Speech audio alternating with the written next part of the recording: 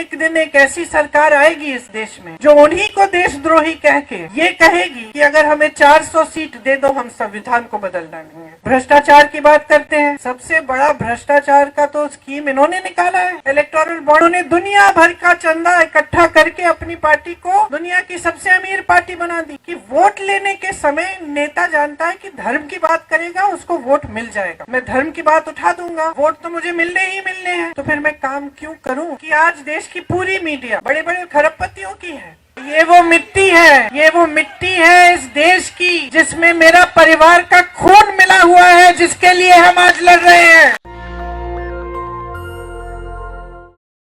क्योंकि आज देश का जो गरीब है, देश का जो किसान है, उसको एकदम नकारा जा रहा है।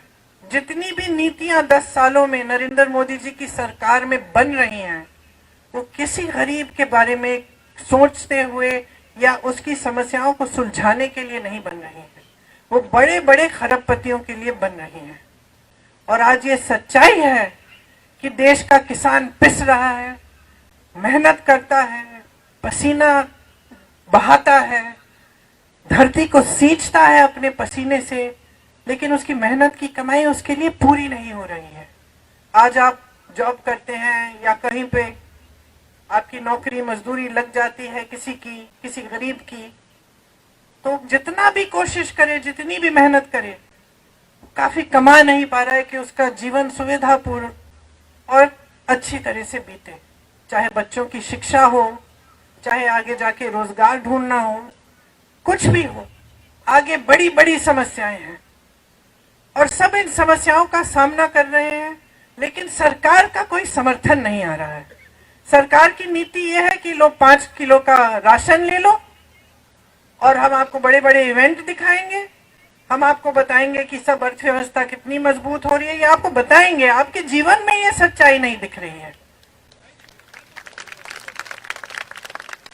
जितने भी ऐसे संस्थान थे जो लोकतंत्र को मजबूत बनाते थे, उन सब को कमजोर किया हुआ है नरेंद्र मोदी जी की सरकार ने।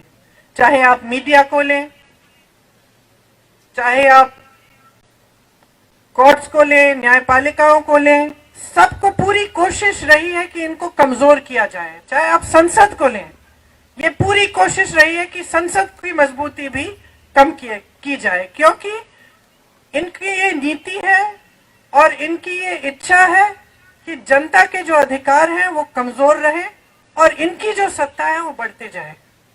ये एकदम हमारे लोकतंत्र के जो असूल हैं उसके विपरीत है। आज देश में जो हो रहा है उसको समझना बहुत जरूरी है। मैं जानती हूँ आप बहुत सक्षम कार्यकर्ता हैं कांग्रेस के, पूरी तरह से आप जानकार हैं, आप समझते हैं कि देश में क्या क्या हो रहा है, राजनीतिक तौर पे भी, सामाजिक तौर पे भी। आप देख रहे हैं कि नफरत फैलाई जा रही है, आतंक भी फैलाया जाता है इनके उम्मीदवारों से। आप यहाँ रायबरेली में आपने खुद देखा है कि चुनाव आता है तो डर भय फैलाया जाता है, और चुनाव के समय भी, अगर चुनाव के समय नहीं तो बाकी समय के लिए भी ये परिस्थितियां रहती हैं आपकी कि आपको दबाने की कोशिश होती है, आपका शोषण किया जाता है। तो ये वो राजनीति नहीं थी जिसकी नींव महात्मा गांधी जी ने डाली। महात्मा गांधी जी ने, पंडित जवाहरलाल नेहरू ने जो आंदोलन किया वो इसलिए किया था ताकि जनता के अधिकार मजबूत हो। शायद वो सोच भी नहीं सकते थे कि एक दिन एक ऐसी सरकार आएगी इस देश में जो उन्हीं को देशद्रोही कह के ये कहेगी कि अगर हमें 400 सीट दे दो हम संविधान को बदल डालेंगे। वो सोच भी नहीं सकते थे शायद कि ऐसी स्थिति देश में कभी आएगी कि देश के प्रधानमंत्री जो भाषा इस्तेमाल कर रहे हैं या जिस तरह की बातें कर रहे हैं चुनाव के समय, वो अपने पद का स्तर इतना गिरा देंगे कि अपने पद की गरिमा के बारे में सोचेंगे ही नहीं, कि अपने पद की अहमियत के बारे में का आदर भी नहीं करेंगे। और शायद वो ये सोच भी नहीं सकते थे कि एक ऐसा दिन आएगा जब हमारी जनता को कमजोर करने की कोशिश सरकार करेगी।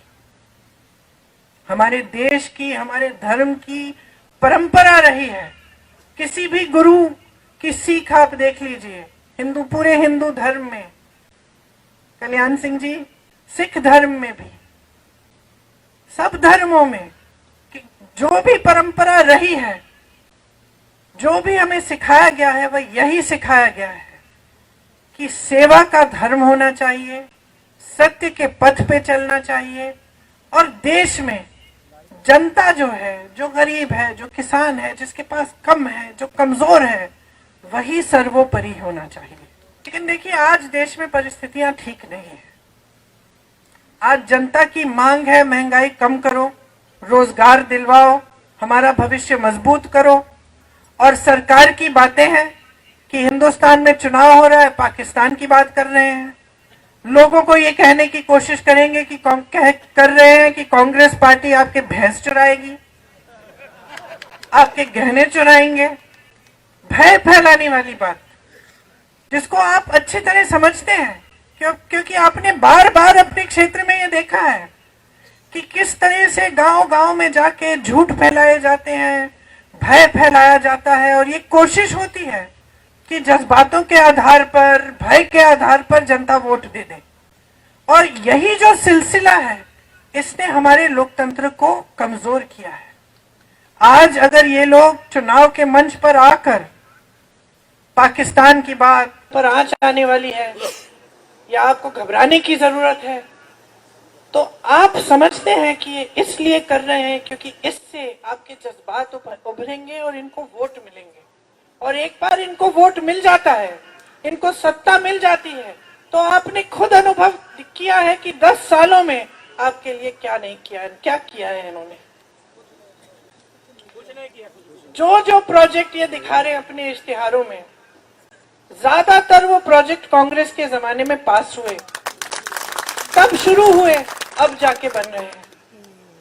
परिवारवाद की बात करते हैं, जितने भी लोग ये कहते थे कि परिवारवाद परिवारवाद, अब इनकी पार्टी में देखिए, तमाम बेटे बेटियां, चाची चाचियां, सब इनकी पार्टी में इकट्ठे हो रहे हैं।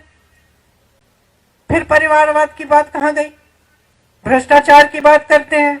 सबसे बड़ा भ्रष्टाचार का तो स्कीम इन्होंने निकाला है, इलेक्टोरल बॉन्ड का स्कीम।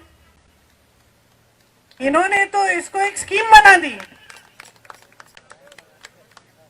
स्कीम बना दी कि जो भी चंदा देगा भाजपा को, उसका नाम गुप्त रहेगा।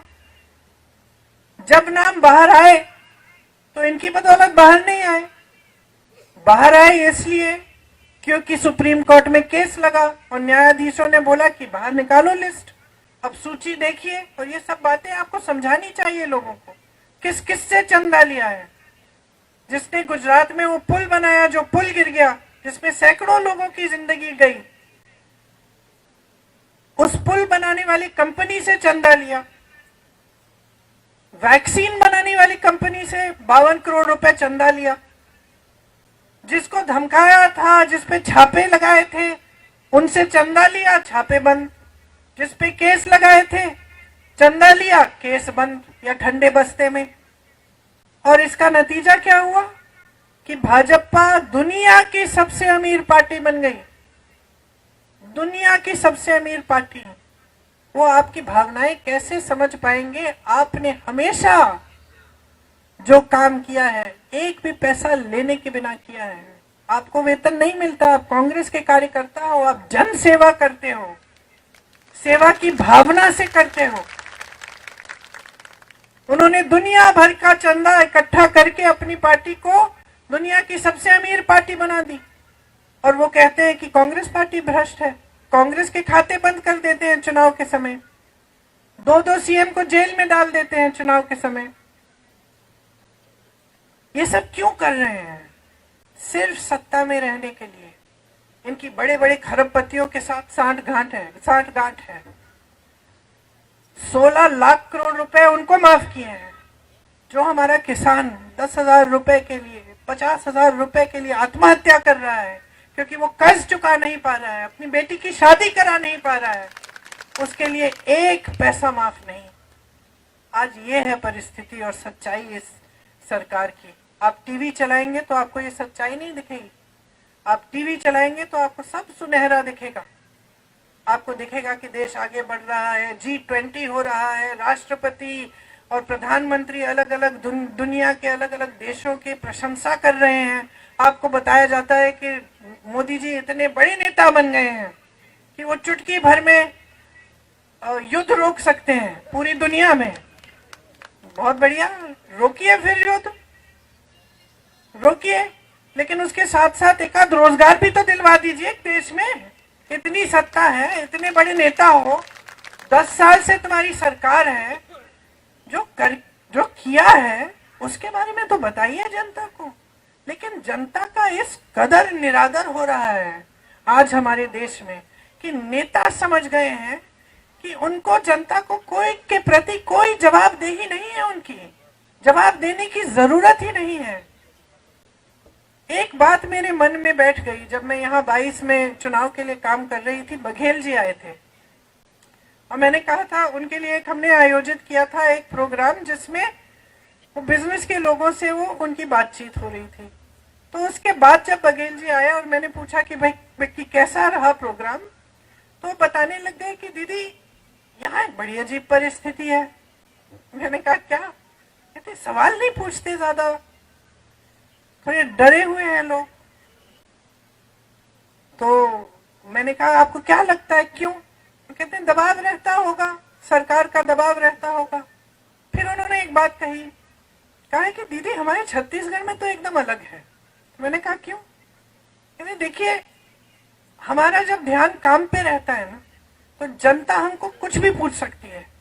हमें मालूम है कि हमें काम के आधार पर वोट लेना है, तो हमारी जवाबदेही जनता के प्रति रहती है। यहाँ पे क्या परिस्थिति है, उत्तर प्रदेश की बात कर रहे थे कि वोट लेने के समय नेता जानता है कि धर्म की बात करेगा उसको वोट मिल जाएगा। तो एक तरह से उसने अपनी जवाबदेही खत्म कर दी है, क्योंकि अब वो जान गया है कि चुनाव के समय मैं जज्बातों की बात कर दूंगा, मैं धर्म की बात उठा दूंगा, वोट तो मुझे मिलने ही मिलने हैं, तो फिर मैं काम क्यों करूं? तो ये भावना जब किसी ऐसे व्यक्ति के दिल में आ जाती है जिसके पास इतनी सारी सत्ता है कि भाई मुझे काम करने की जरूरत ही नहीं है, बगैर काम किए धर्म की बात करके या बड़े बड़े सपने दिखा के या बड़े बड़े झूठे वादे करके ही मुझे वोट मिल जाएंगे, तो काम करना बंद कर देता है जो सही काम है। और उसका ध्यान कहाँ जाता है? अपनी सत्ता के प्रति, किस तरह से अपनी पार्टी के लिए धन इकट्ठा किया जाए, किस तरह अपने खरबपति मित्रों को मजबूत बनाया जाए। और 60 गांठ की बारे में मैंने क्यों बात की? क्योंकि आज देश की पूरी मीडिया बड़े बड़े खरबपतियों की है। जो पैसे, जो धन भाजपा ने इकट्ठे किए हैं, किसके पैसे हैं? कहां से आया है वो धन? जो 16 लाख करोड़ रुपए माफ किए गए हैं इन खरबपतियों को, वो किसका धन है? देश का धन है, मोदी जी का धन नहीं है, वो देश का धन है, वो आपकी संपत्ति है। ये समझाना जरूरी है कि अगर संविधान बदलेगा इसका मतलब क्या है? क्या आपका वोट कल को आपको नहीं मिलेगा? क्या आरक्षण कम हो जाएंगे? क्या जो आपके अधिकार हैं, जैसे कांग्रेस ने आपको भोजन का अधिकार दिया, जनता को शिक्षा का अधिकार दिया, इनका क्या होगा अगर संविधान बदलेगा? ये सब बातें समझानी बहुत जरूरी है। तो ये वो मिट्टी है, ये वो मिट्टी है इस देश की जिसमें मेरा परिवार का खून मिला हुआ है, जिसके लिए हम आज लड़ रहे हैं, जिसके लिए आपके पूर्वजों ने जान दी है, आपके पूर्वजों ने पसीना और खून बहाया है। ये वो मिट्टी है, ये इस देश की सबसे पवित्र मिट्टी है हमारे लिए। नेशनल दस्तक की आपसे गुजारिश है कि अगर इसको बचाना चाहते हैं तो नेशनल दस्तक को सब्सक्राइब करने के लिए रेड कलर के सब्सक्राइब बटन को दबाएं, फिर बेल आइकन की घंटी दबाएं। नेशनल दस्तक को बचाने के लिए बहुत जरूरी है कि हर खबर को शेयर करें, लाइक करें, कमेंट जरूर करें।